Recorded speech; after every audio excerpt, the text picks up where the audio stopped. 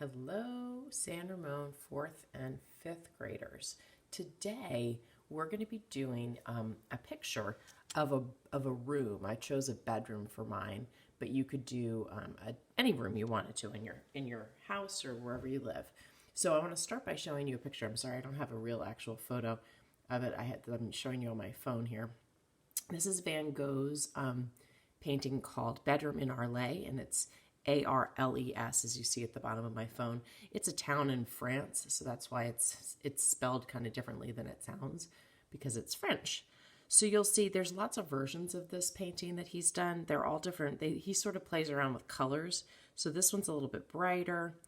What you'll notice, they're all basically the same picture, the same bed, the same table and chairs, but the colors really vary. Look how this one's much deeper, more lush colors.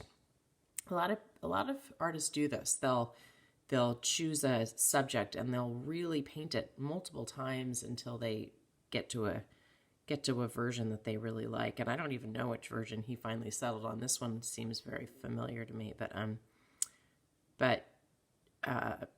anyway, that's sort of what they do. They keep painting the same thing over and over again. But you'll see that even though it's all the same and it looks like a room, like it looks like a three-dimensional room, there's some aspects of it that don't seem quite right. Like it feels like you see too much of those chairs. The way these pictures sort of fall off the wall in a weird way, it almost feels a little distorted. So today I'm going to show you how to do a room. Like in this line down here, look at the line of this floor. It's not straight at all. It's totally curved. So it doesn't look, I'm sure he didn't use a ruler for that. And that I think is intentional on his part to make you feel like a little bit uncomfortable, right?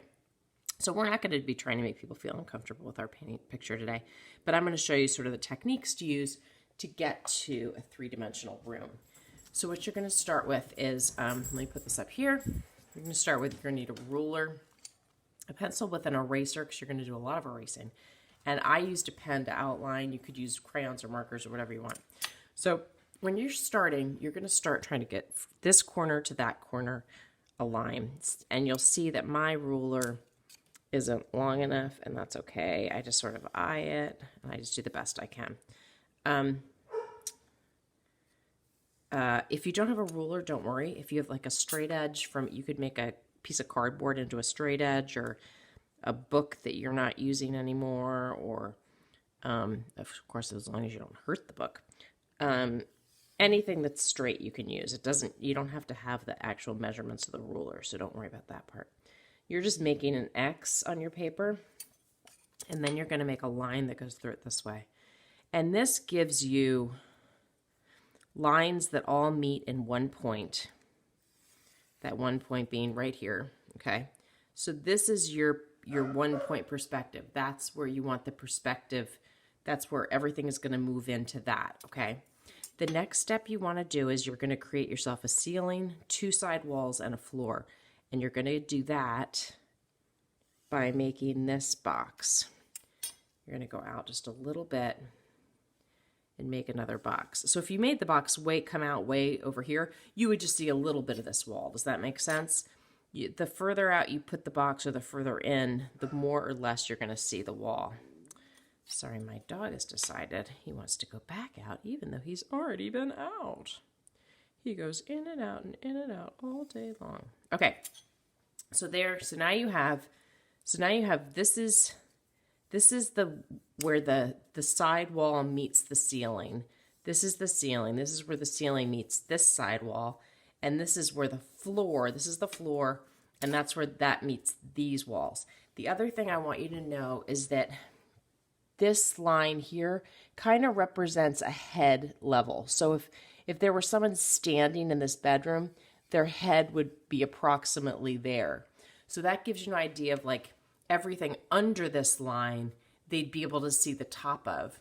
Everything over this line, they wouldn't be able to see the top of. So that helps you when you're thinking about how you're drawing your furniture and stuff in, okay?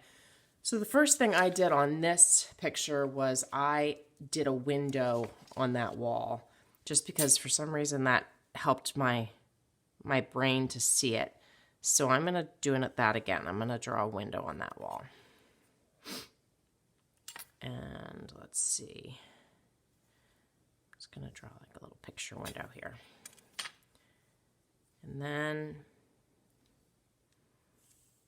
And then once you've drawn something like that, you can then take away these lines, because that might be confusing to you to have too many squares. You might start to get confused about what's happening.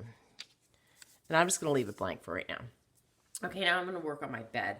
Now my bed, of course, is going to be on the floor. The legs are going to be on the floor, but I want to put it in this area, kind of like I did the last time.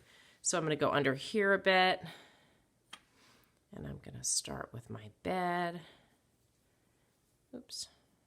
And you just, when you're doing it, make sure your lines sort of are straight with these other lines. That's why those are helpful for you. So I'm going to put the line, let's see, I'll go like that. My bed's about that long. And then I'm going to want to go, so now what I'm going to do is when I go to draw the rest of my bed, I'm going to line it up with my one point here. So when you're doing your perspective, just like when you did that city scene, you're going to be lining up with either that point or the edge of the paper almost for everything, okay? So right now, I drew the top part of the bed, like that's where the pillows would be. And now I'm going to draw the side of my bed. This time, this line for the side of my bed is going to line up with the bottom of the paper, okay? I know that's kind of confusing, but it's true. And this part of the bed should line up with that dot. So I'm going to actually make this go a little bit shorter just because this bed feels really long in this room. So now I'm going to line that up, and I'm going to line those two up. And if you have drawn a line and you realize, uh-oh, I made it a little too long, you can always erase it. Okay, so now I need the edge of a bed, right? Because now it looks like a thin piece of paper bed, and that's not going to be very cozy. You need it to have a little, in fact, yeah, I'm going to go like that. Sorry, I'm talking to myself, guys. This bed got a little closer than this bed did for me, so I might have to put, what I'll do is I'll put, so and this time, for this edge, I'm lining up on that side of the paper. Okay, so this is very confusing because you have all these other lines going through here. So now what I'm going to do is I'm going to erase all these little extra lines that we wrote down originally. And remember, I don't know whether you remember, the term we used earlier in the year was that whisper touch. So you're going to really use a whisper touch when you put those initial guidelines down. Don't put them down hard because you're going to be erasing the majority of them, okay? Okay, so there's my bed. Take that line out because that doesn't belong in my bed. Okay, see how that works? Now, I think what I want to do is have a little headboard on my bed because a lot of beds have little headboards and that makes it look a little more bed-like. So we'll add that. And then I'm going to go back to my one point. You see how I keep going back to my one point? I've lost where that goes. Okay, so there I just drew my line a little too long, no big deal. Now this line is going to match up with this side. Do you see how it keeps, it's either the side or the point? So what I would do if I were you, if you're not sure, put the ruler there and think to yourself, does it make sense that it would be on that it would go to that point, or should I have it go to another point? And then I think you'll start to see it. I think it'll become clearer to you as you go. Let's see here. Okay. So now you can add, I want to add a little bit more over here because this seems funny. It seems like it should have a little ledge, or it should have a little width. Just feels too flat there. There we go. And then we're going to add this ledge. Okay, so now you can add other furniture. You can add whatever you want. I didn't do a good job on that, but you see what I mean. And maybe you want to add legs to this. It feels kind of like it could be like a mattress on the floor, or you could have feet coming off the bottom. And now I'm using just my hand, but the ruler would probably make it look neater.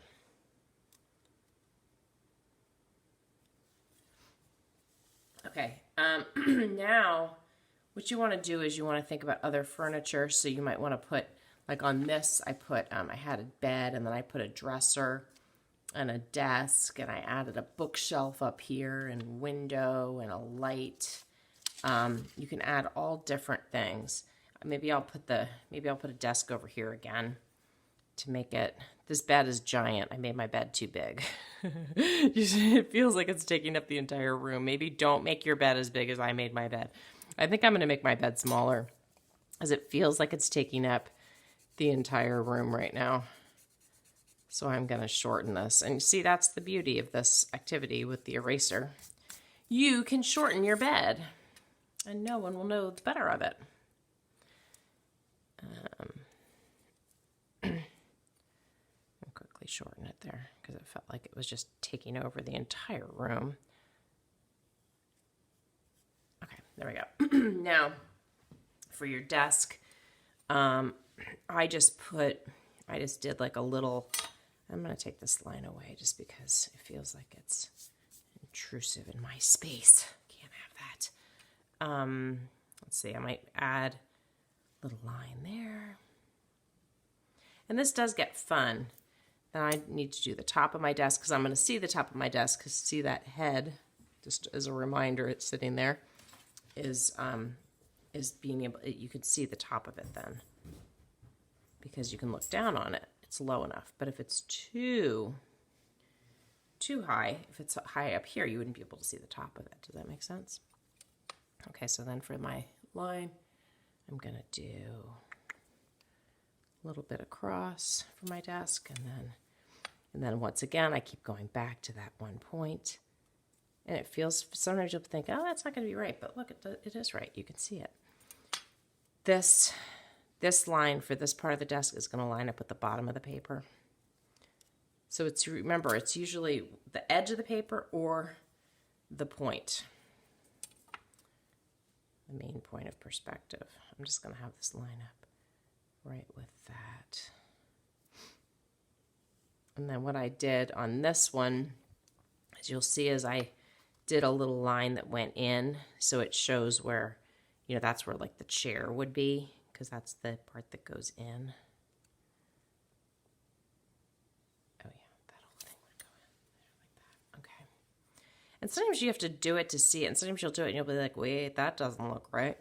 So that's where the eraser comes in handy. You just erase it and try again. And it's just sort of a fun thing to learn how to do. And if you're a 5th grader and you're going to take art next year at Sinaloa, Miss Heyer will be so impressed with you if you know how to do all those things. She'll say, oh my goodness, you are so ready for art. And then you can decorate the top of your desk. You can do a little lampshade or whatever you want to do. And obviously, once you draw things, take the line that is in the back, that had gone through for the desk, take that out of there, because you wouldn't be able to see the desk behind the light, right? Because the light's in front of it. And that shows that it's overlapping even more. You could draw some pencils, whatever you want to draw on your desk. You can go crazy. You can add, I'm just going to show you what I've done here so you can think about what you might want to do. In the back of this window, I put like a tree with a swing. Here I put curtains with trees in the back. Here I had a dresser. I've got my bookshelf. I put some books on it and my lamp fixture. Once you've drawn all your furniture in, then take away those guidelines that you originally made. You see, on this one, I barely have any of these guidelines left. You could leave, if you wanted to leave these lines to show kind of where the ceiling meets the side of the room. You could do that if you wanted to. That's fine. Or take them out if it bugs you. It doesn't really matter. And then you can outline the whole thing with a marker. You can color it in. I can't wait to see what you guys come up with. You could draw the room you have, or you could draw like the room of your dreams. You could really get imaginative with this, okay? But definitely make it more colorful than this. I would say mine is maybe 3/4 of the way finished. I should outline more and I should color it in, but I didn't want to finish the whole thing for you guys because I want you to be able to think about it on your own. All right, I hope you have fun with this. I certainly did. Okay, have a good day, guys. Bye.